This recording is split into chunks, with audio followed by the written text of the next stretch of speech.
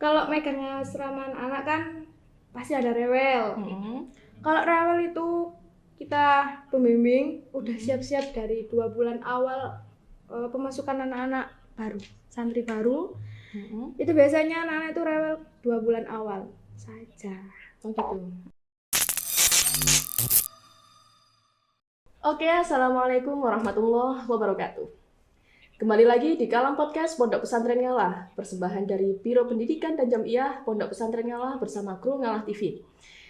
Di sini bersama saya Nurul Ilmi, kita kali ini kedatangan narasumber yang sangat spesial, Mbak Devi nih, Mbak Devi. Bisa disebutkan nama lengkapnya Mbak Devi? Untuk nama saya Devi Citasari. Alamatnya? Untuk alamat dari Desa Dukusari, Sukorejo. Oh, bisa disebutkan mungkin Mbak Devi niki sekarang sedang menempuh sekolah jenjang nopo dininya? Oke, untuk jenjang bukan sekolah ya nih. Oh, okay. Untuk kuliah semester 2, Madin kelas 6. Kelas 6. Oke, Mbak Devi ini kan pengurus di asrama P nih Mbak Devi. Mungkin bisa dijelaskan profil atau latar belakang tentang asrama P. Asrama P ini asrama sing apa? Oke. Pondok Pesantren Ngalah asrama P atau bisa disebut dengan pondok anak.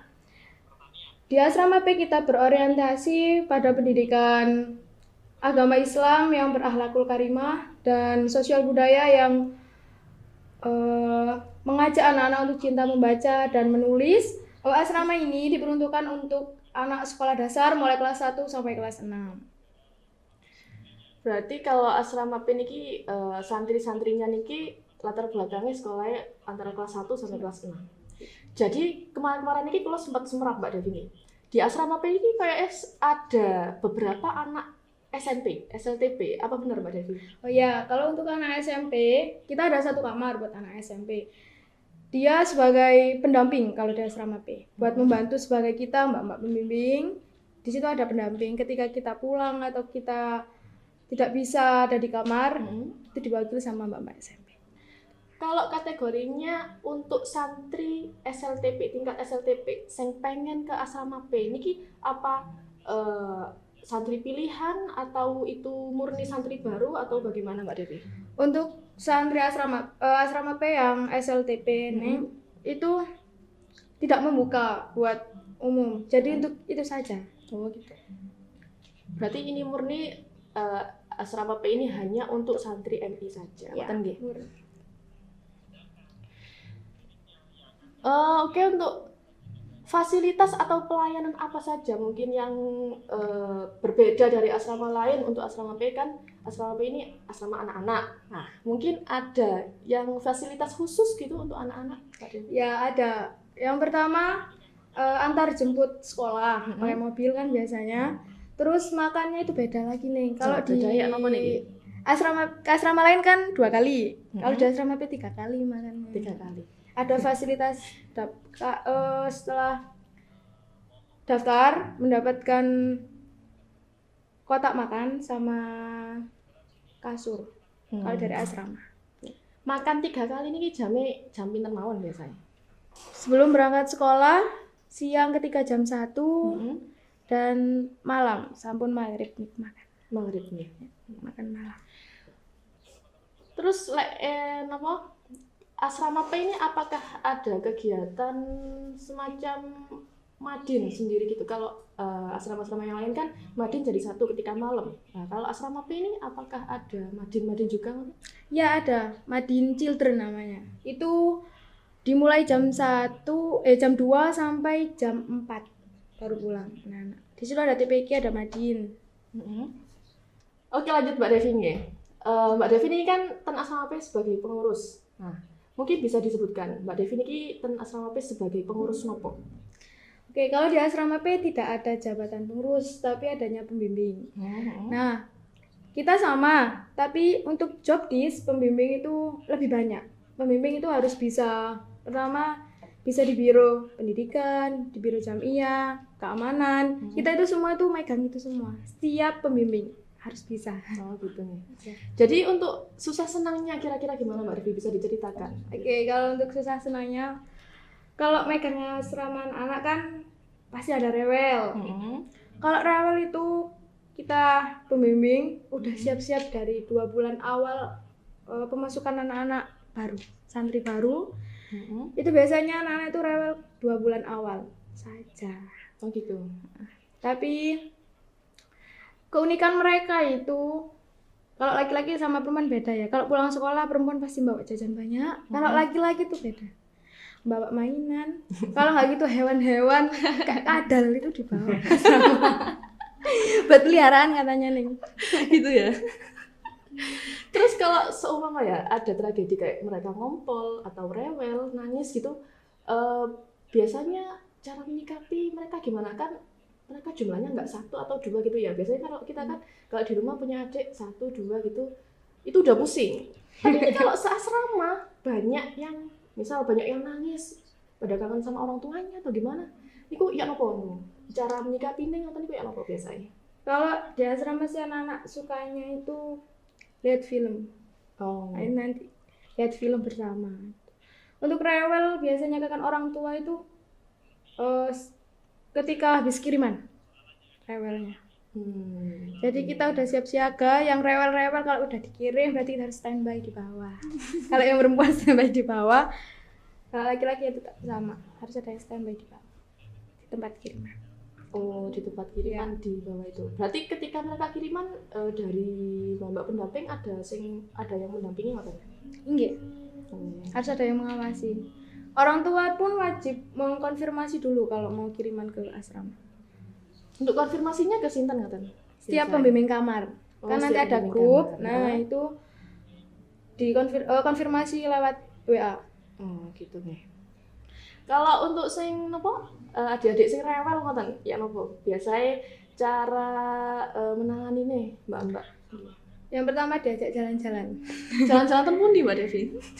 Ke bawah ke area kampus. Jalan-jalan, beli jajan ke koperasi biasanya habis banyak. Oke, Mbak Devi, biasanya niku wonten lare sing mboten kerasa ngoten nggih. Pasti wonten kan nggih lare sing kerasa. Sing ageng ae biasa gak kerasa nangis-nangis nggih. Lah lek sing bocil-bocil ngoten iki wonten enggak sing sampai njaluk sampai boyong, napa sampai berot, napa ngoten? Untuk berat nggak ada nih. Kalau pengen boyong pasti ada dramanya anak-anak. Biasanya tuh bajunya dimasukkan ke tas terus ngancemnya aku pulang tapi tidak berani. Oh, ngoten ya. Mek omong tok. Berarti dengan santri sebanyak kan jumlah santri ini Mbak tanah sampai 160 niku mboten wonten kasus napa berot wonten nggih. Alhamdulillah mboten enten. Kabur mboten enten. Padahal anak kecil-kecil nih nggih. Nggih. Oh, nggih. Oke Mbak Devi mungkin bisa diceritakan napa mawon kegiatannya adik-adik niki mulai bangun, mulai subuh sampai mereka tidur lagi. Mulai subuh mereka bangun, persiapan sholat jamaah.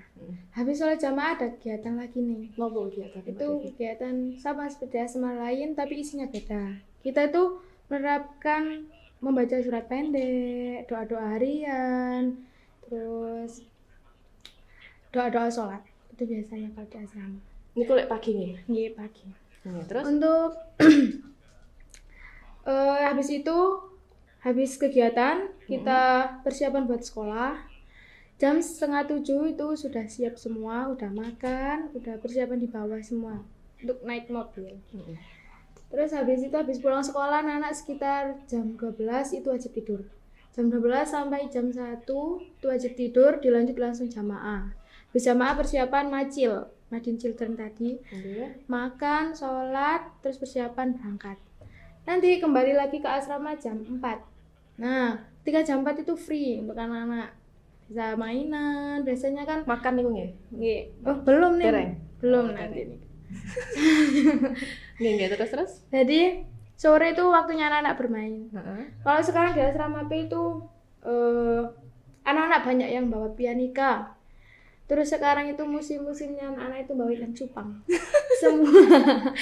Berarti di luar niku lagi musim nopo buat anak-anak ten asrama P nggih ngoten nggih. Tumut ngoten nggih. Nggih.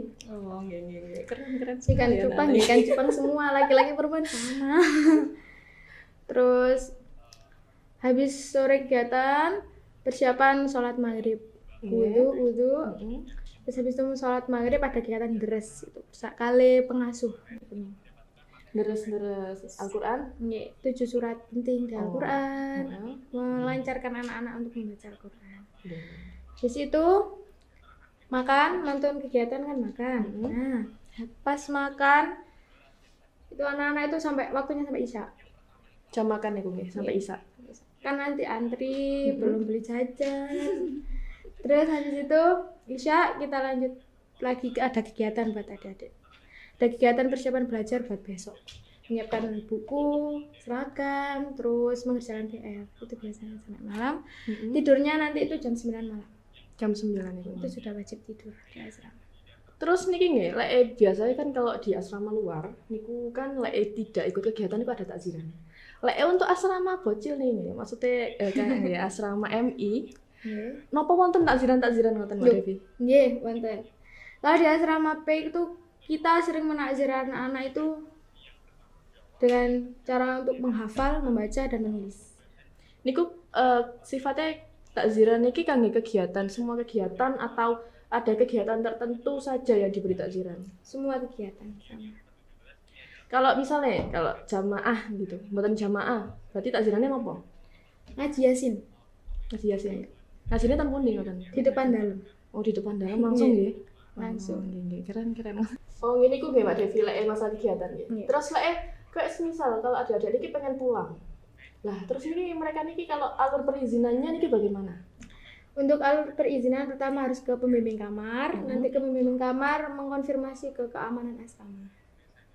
Keamanan asrama? Iya, ada yang menetap jadi keamanan. Oh, jadi untuk semua pembimbing ini tidak ada kategori pengurus-pengurus nopo, tapi untuk keamanan ada sendiri ngoten nggih. Oh, untuk jumlah keamanan asrama niki wonten pinten? Ada 2. Ada 2. Mawon nggih. Oke Mbak Devi, untuk terakhir kalinya niki mungkin bisa disimpulkan ten Mbak Devi, mulai nopo awal gambaran awal sampai terakhir niku wau bisa disimpulkan globalnya ya nopo tentang asrama P niki. Oke. Menurut saya untuk asrama P banyak orang yang bilang katanya asramanya anak kecil itu gampang aturan, padahal di dalamnya tuh ada yang ngumpul, rewel, nangis, kalau sakit drama. Kita sebagai pembimbing di sini emang harus benar-benar sabar. Biasanya kerewelan anak-anak itu 2 bulan awal ketika baru mondok itu kita harus lebih sabar. Kita harus tahu menangani satu persatu anak. Kerewelan anak-anak itu dengan cara apa? Ada yang bisa diajak jalan-jalan, diajak bicara, ada yang bisa diajak mainan. Jadi untuk fasilitas anak-anak, selain kita harus sabar, kita juga ada fasilitas untuk membaca, mendukung anak-anak untuk menghafal, menulis. Nah, kita juga sebagai pembimbing harus meningkatkan kesolidaritasan, di mana kita sebagai pembimbing harus menjaga solidaritas untuk mempermudah kita dalam mendidik anak-anak di asrama P. Sudah. Oke Mbak Devi, terima kasih untuk waktunya nih Mbak Devi nih. Tetap semangat untuk Mbak Devi dan seluruh pengurus asrama P. Oke Mbak Devi, terima kasih untuk waktunya. Tetap semangat buat Mbak Devi dan untuk seluruh pengurus asrama P. Semoga semua ini bisa bermanfaat bagi kita semuanya. Terima kasih kepada narasumber telah meluangkan waktunya, dan inilah pemirsa Kalam Podcast pada episode kali ini. Semoga bermanfaat. Sekian dari saya. Assalamualaikum warahmatullahi wabarakatuh.